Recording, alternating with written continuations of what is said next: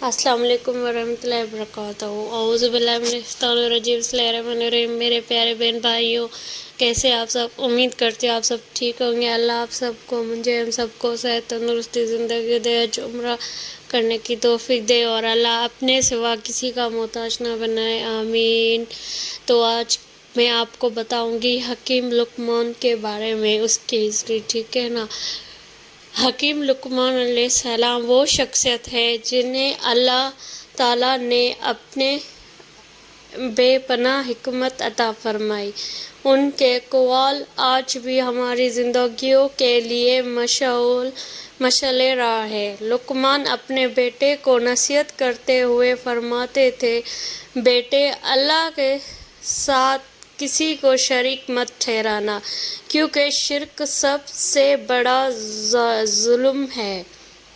ज़ालिम है। हमेशा सच्चाई को इख्तियार करना, क्योंकि सच दिल को सुकून देता है और झूठ इंसान को ज़लील कर देता है।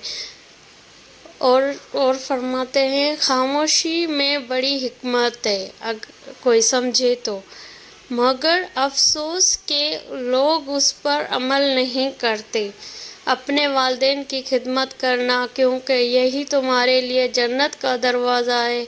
कभी गुरूर और तकबर ना करना, आजिज़ी इख्तियार करना, क्योंकि आजिज़ी इंसान को अल्लाह के यहाँ बुलंद करती है। अपनी ज़ुबान को काबू में रखना, यही ज़ुबान इंसान को जन्नत में ले जाती है और यही जहन्नम में गिरा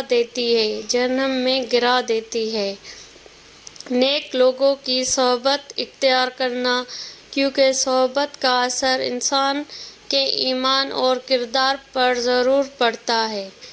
मेरे प्यारे बहन भाइयों, अगर हम इन अक़वाल पर अमल कर ले तो हमारी दुनिया भी संवर जाएगी और आखिरत भी। और अल्लाह हमें इन सुनहरी नसीहतों पर अमल करने की तौफीक दे। मुझे दुआओं में याद रखना, मैं भी आपको दुआओं में याद रखूँगी, आमीन या रब्बल आलमीन। मेरे चैनल को लाइक सब्सक्राइब कर देना। Thank you. अल्लाह हाफ़िज़।